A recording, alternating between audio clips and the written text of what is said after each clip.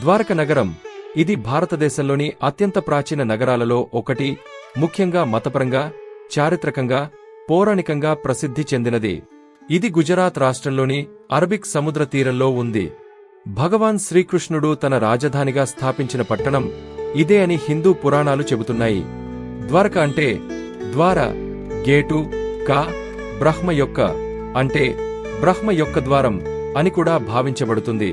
ద్వారక నగరాన్ని శ్రీకృష్ణుడు మథుర నుండి రాక్షసుల దాడులను నివారించేందుకు తన యాదవ వంశీయులతో కలిసి నిర్మించినట్లు మహాభారతంలో పేర్కొనబడింది.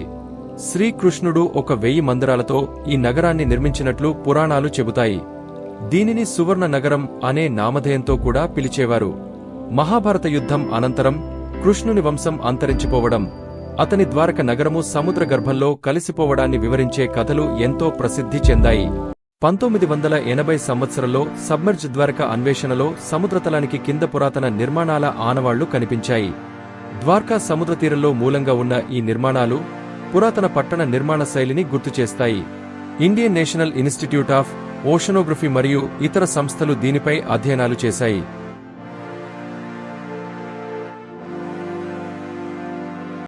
ప్రస్తుత ద్వారకలో ఉన్న ద్వారకాధీశ్ ఆలయం శ్రీకృష్ణుడికి అంకితమైనది. ఇది సుమారు 2000 సంవత్సరాల చరిత్ర కలిగి ఉండొచ్చని భావించబడుతుంది. ఆలయం చక్కటి చాళుక్య శిల్పకళ శైలిలో నిర్మించబడింది. సముద్రం అంచున ఉండే ఈ ఆలయం విశేషమైన ఆధ్యాత్మికతను కలిగి ఉంది. సముద్రగర్భంలో కలిసిపోయిన నగరం ఇది లాస్ట్ సిటీ ఆఫ్ ద్వారకాగా పిలువబడుతుంది. ఆలయంలోని శిల్పాలు, పురాతన జల మార్గాలు, రహస్య ద్వారాలు ఆధునిక శాస్త్రజ్ఞానం ఇప్పటికీ సమాధానం చెప్పలేకపోతుంది. మత్స్యావతారం నుంచి ప్రారంభమయ్యే దశావతారాలలో చివరికి శ్రీకృష్ణ అవతారం ఈ నగరంతో ముడిపడి ఉంది. ద్వారకా నగర మహాభారతంలో మరియు భాగవత పురాణాల్లో ముఖ్యమైన ప్రస్తావన కలిగిన నగరం. శ్రీకృష్ణుడు యాదవ వంశానికి రాజుగా ఉండగా ద్వారకను రాజధానిగా చేసుకున్నాడు. ఇది అప్పట్లో అతి సమృద్ధిగా ఉన్న నగరంగా చెప్పబడింది. కాని మహాభారత యుద్ధం తరువాత కొన్ని అనర్థాలు చోటు చేసుకున్నాయి. వాటిలో ద్వారక మునిగిపోవడమొకటి యాదవుల వినాశనం. మహాభారత యుద్ధం తర్వాత శ్రీకృష్ణుడు తన బ్రహ్మశాపాన్ని తెలుసుకుని తన వంశానికి వినాశనం రాసి ఉండటాన్ని అంగీకరించాడు. యాదవులు పరస్పరం గొడవపడి తామే చంపుకుంటారు. 2 శాప ఫలితం. గంధర రాజకుమారి గాంధారి తన సంతాన నాశనానికి కారణమైన కృష్ణుడిపై కోపంతో నీ వంశం కూడా నాశనం అవుతుంది అని శపించింది. ఇది క్రమంగా ఫలించింది.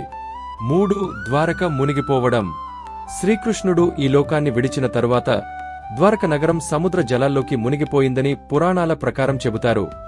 భాగవత పురాణం 11వ స్కంధం ప్రకారం కృష్ణుడి మరణం తరువాత సముద్రం పిడుగుల మాదిరిగా వచ్చి ద్వారక నగరాన్ని ముంచేసింది.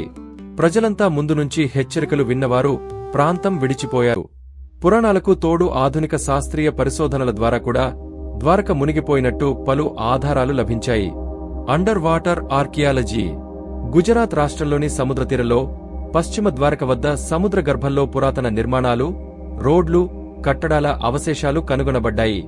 నేషనల్ ఇన్స్టిట్యూట్ ఆఫ్ ఓషనో టెక్నాలజీ మరియు archaeological survey of India ASI 1980 నుంచి చేసిన పరిశోధనలలో సముద్ర గర్భంలో ఉన్న కట్టడాల నిర్మాణ శైలి, పూర్వగత జీవితం ఆధారంగా ఇది క్రీస్తు పూర్వం 1500 నుండి 2000 కాలానికి చెందినదని భావిస్తున్నారు. ద్వారక మునిగిపోవడం పలు కోణాల్లో చూస్తే ఇది ఒక అద్భుత చరిత్ర. ఇది భక్తి, విధి, శాపాల మరియు సమయ గమనానికి అద్దం పడుతుంది. ఇది మన పురాణాల్లో చెప్పిన సమయచక్ర మార్పు కాలచక్రంకి ఒక చిహ్నంగా చెప్పవచ్చు. మహాబలిపురం సముద్రం ముంచిన కళామాల నగరం. మహాబలిపురం 7వ శతాబ్దం ప్రాంతంలో పాలించిన పల్లవ రాజులు, ముఖ్యంగా నరసింహవర్మన్, మామల్లన్ కాలంలో ప్రసిద్ధి చెందిన నగరం. ఈ ప్రదేశం పురాతన రాతి శిల్పకళకి ప్రసిద్ధి, ముఖ్యంగా రథాల రూపంలో గల ఆలయాలు, వర్షాకాల రాతి శిల్పాలు మరియు తీరపు ఆలయం. స్థానిక విశ్వాసం ప్రకారం మహాబలిపురం వద్ద 7 ఏళ్ల నగరాల మాలిక ఉండేది, అంటే 7 ఆలయాలు. వాటిలో ఒకటే ఇప్పుడు కనిపిస్తుంది. మిగతా 6 ఆలయాలు సముద్రం లోపల మునిగిపోయినట్లు చెప్పబడుతుంది. ఈ విషయాన్ని పలు సముద్ర పరిశోధనలు కూడా ఆమోదించాయి. 2004 సునామీ తరువాత తీరంలో కొన్ని పురాతన శిల్పాలు బహిర్గతమయ్యాయి. వాటి ఆధారంగా సముద్ర గర్భంలో నిజంగా నిర్మాణాలు ఉండే అవకాశముందని నిపుణులు భావిస్తున్నారు. 2002లో మరియు 2004 సునామీ తరువాత భారత ఆర్కియాలజికల్ సర్వే మరియు యునెస్కో వంటి సంస్థలు సబ్మెరైన్ ఆర్కియాలజీను ప్రారంభించాయి. ఈ సమయంలో సముద్రపు అడుగున రాతి నిర్మాణాలు, పదుమర తిరిగిన శిల్పాలు, బలహీనమైన ఆలయ ఆధారాలు గుర్తించబడ్డాయి. అలాగే మహాబలిపురం సముద్రముంచిన నాగరికతలతో ఇది ఒక రహస్యగల పురాతన నగరం కాబట్టి దీనిని ఇండాజ్ పోంపై అని పిలుస్తారు. యునెస్కో వరల్డ్ హెరిటేజ్ సైట్గా గుర్తించబడి ఉంది. ప్రతి సంవత్సరం మహాబలిపురంలో డాన్స్ ఫెస్టివల్ జరుగుతుంది. సముద్రతీరంలో ఉన్న శిల్పాలు చూడడమే కాకుండా సముద్రం లోపల మరింతటి కళాత్మక సంపద దాగ ఉందో అనేది ఆలోచించడానికి ఆహ్లాదకరమైన అనుభూతి.